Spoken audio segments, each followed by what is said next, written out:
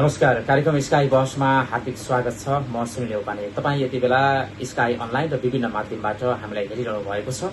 आजको कार्यक्रम स्काई बहसमा स्याङ्जा जिल्लाको ग्वालिङ नगरपालिका वार्ड नम्बर 11 का वडा अध्यक्ष दलबहादुर सिंहजाली ज्यूसँग विशेष कुराकानी गर्दैछौँ। विशेष गरी ग्वालिङ नगरपालिका वार्ड नम्बर 11 मा दलबहादुर सिंहजालीजी निर्वाचित भएर आइसके पछाडि त्यहाँ विकास निर्माणले के कसरी गति लिइरहेको छ यसबारेमा हामीले विशेष कुराकानी गर्नेछौँ। विशेष गरी ग्वालिङ नगरपालिका 11 मा श्रमदान अत्यन्तै राम्रो भएको छ। त्यहाँका नागरिकलाई श्रमदानको निमित्त वडा अध्यक्षजीको नेतृत्वमा एकदमै पहल राम्रो काम भइरहेको छ भन्ने पनि हामीले सूचना पाएका छौँ। र यही विषयमा कुराकानी गर्नको लागि हामीसँग यति बेला फोन सम्पर्कमा हुनुहुन्छ स्याङ्जा जिल्लाको ग्वालिङ नगरपालिका वार्ड 11 का वडा अध्यक्ष दलबहादुर सिंहजाली मगर। हेलो वडा अध्यक्षज्यू, नमस्कार। स्वागत छ तपाईलाई कार्यक्रम स्काई बहसमा। हजुर नमस्कार, धन्यवाद। आराम हुनुहुन्छ? ठिकै छ हजुर। वडाज्यू, तपाईँ चाहिँ स्याङ्जाको ग्वालिङ नगरपालिका वार्ड नम्बर 11 मा वडा अध्यक्षको रूपमा निर्वाचित भएर आइसके पछाडि के काम गर्नुभयो ल यसबारे बताइदिनुहोस् त वडाज्यू। यहाँलाई धन्यवाद। अब हामी निर्वाचित भइसकेपछि एउटा समग्र नगरपालिकाको विकासको निम्ति एउटा नगरले नै, नगर कार्यपालिकाले नै योजना गराउनु पर्ने हुन्छ। तथापि हामी वडा अध्यक्ष भएको हैसियतले वडामा भएका सानातिना योजनाहरू र अनि जनताका आधारभूत आवश्यकताहरूलाई परिपूर्ति गर्ने हिसाबबाट साना योजनाहरूलाई सबैलाई समानुपातिक हिसाबबाट कसैको चाहिँ एउटा सोर्स फोर्सको आधारमा भन्दा पनि दुर्गम सुगम सबै ठाउँलाई मिलाएर हामीले योजनालाई वितरण गर्ने गरेका छौँ। र सबैभन्दा बढी हामीले चाहिँ राज्यबाट प्राप्त बजेटमा अधिकतम श्रमदानमा चाहिँ सहभागी बनाएर धेरैभन्दा धेरै काम गर्ने कुरामा हामी कोसिस गरिरहेका छौँ।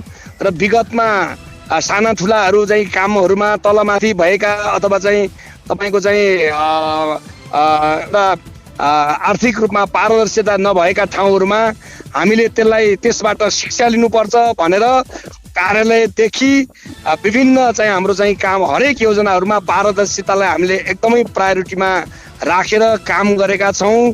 र हामीले शिक्षा, स्वास्थ्य, कृषि, पूर्वाधार सबै क्षेत्रलाई समेटेर काम गरेको कुरा चाहिँ म यहाँलाई जानकारी गराउन चाहन्छु। जस्तो कि वडाज्यू, तपाईँलाई हामीले हेरिरहेका छौँ, तपाईँ चाहिँ दिनौँ त्यहाँको चाहिँ अनुगमनमा हिँडिरहनु भएको छ। तपाईँले यो आर्थिक वर्षका योजनाहरू कति समापन गर्नुभयो यसबारे ल बताइदिनुहोस् त। तपाईँ त दिनरात जनताको घर दैलोमा हुनुहुन्छ नि वडाज्यू, होइन र? धन्यवाद। हामीले यो वर्ष चाहिँ साना ठुला हाम्रो एराउन्ड 80वटा योजना जति, साना ठुला योजना जति हाम्रो पहिलो चाहिँ हाम्रो नगरसभा असारमै हामीलाई विनियोजन भएको थियो। पछि चाहिँ हाम्रो 18-20वटा जति योजना हामीले फेरि पुनः थप्न सफल भयौँ वडामा। र त्यस पछाडि चाहिँ ती योजनाहरूमा केही 2-4वटा 5-7वटा योजनाहरू हामीले केही कामले संशोधन गर्नुपर्ने भएको र पछि नयाँ योजनाहरू फेरि पुनः सम्झौता गर्ने काम चाहिँ हिजो सम्पन्न भइसकेको छ। कार्यपालिकाको निर्णयले गरेको डेडलाइन भित्र नै हामीले सम्झौता गर्ने काम सकिसकेका छौँ। र हाम्रो समग्रमा चाहिँ तुलनात्मक अरू वडामा भन्दा बढी नै काम हाम्रो चाहिँ वडामा अहिले भइरहेको छ। र मलाई विभिन्न हाम्रो समुदायमा वडाभित्र चाहिँ सबै ठाउँमा कार्यक्रममा सहभागी हुनका निम्ति धेरै सङ्घ संस्थाहरूले बोलाउनुहुन्छ। तथापि म कार्यक्रममा सहभागी हुनभन्दा आफ्ना निर्देशित कामहरूमा चाहिँ जहाँ हामी सहभागी नहुँदा काम बिग्रन्छ त्यो ठाउँमा गएर कार्य सम्पादन गर्ने, अनुगमन गर्ने र चाहिँ एउटा नगरपालिकाले, राज्यले निर्देशित गरेको कामलाई चाहिँ पारदर्शी ढङ्गबाट समयमै सफल बनाउने कुरामा चाहिँ त्यो हिसाबले नै मोटिभेट भएर अहोरात्र रात दिन हामी चाहिँ खटिरहेका छौँ। यहाँहरूले देखिरहनु भएको पनि छ। र अहिले पनि म यति बेला कामकै अनुगमनकै सन्दर्भमा फिल्डमा रहेको छु।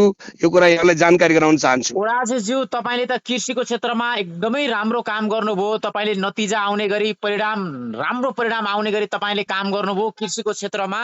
तपाईँ वडा अध्यक्ष भइसके पछाडि राम्रो काम भएको छ, त्यसमा कुनै खोट लाउने कुरा छैन वडा अध्यक्षज्यू। यसको लागि तपाईँलाई हामी धन्यवाद दिन चाहन्छौँ। त्यहाँका नागरिकले पनि हामीलाई फोन गरिरहनुहुन्छ, हामी कुराकानी गरिरहन्छौँ। कृषिको क्षेत्रमा अत्यन्तै राम्रो उहाँको नेतृत्वमा काम भएको छ भनिरहनु भएको छ। जस्तो कि अन्य स्वास्थ्यको क्षेत्रमा के काम गर्नुभयो, पर्यटनको क्षेत्रमा के काम गर्नुभयो, तपाईँ निर्वाचित भएर आइसके पछाडि अथवा भोलिको दिनमा के गर्ने योजना बनाउनु भएको छ यसबारेमा बताउनुहोस् न वडा अध्यक्षज्यू। अब म यहाँलाई कृषिको एउटा कामबाट म चाहिँ यहाँलाई भन्न चाहन्छु।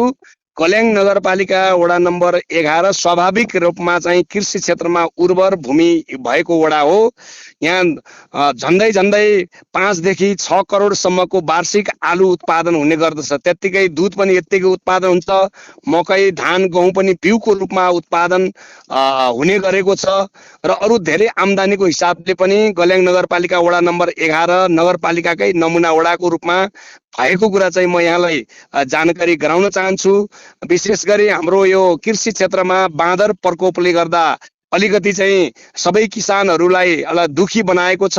नगरपालिकामा पनि हामीले पटक पटक पहल गरेका छौँ, तथापि नगरपालिकाले मात्रै योजना बनाएर बाँदरलाई चाहिँ न्यूनीकरण गर्ने कुरा चाहिँ अलि असम्भव देखिएको छ। त्यसकारण केन्द्रीय सरकारले यसको निम्ति पहल गरोस् भन्न चाहन्छु र कल्याङ नगरपालिकामा मेयर साहबलाई पनि म प्रत्येक बैठक बहसहरूमा चाहिँ यो कुरा जानकारी गराउने र उहाँलाई चाहिँ हामी सहयोग गर्छौँ, यसमा अभियानमा लागौँ भन्ने कुरा चाहिँ म भनिरहेको छु। र हाम्रो वडा नम्बर 11 मा अब कुकाठहरू बाँदर न्यूनीकरणका निम्ति कुकाठहरू व्यवस्थापन गर्ने, विधिवत रूपमा व्यवस्थापन गर्ने र तिनलाई चाहिँ अब झाडीहरू हटाउने काममा चाहिँ हामीले निरन्तर काम गरिरहेका छौँ।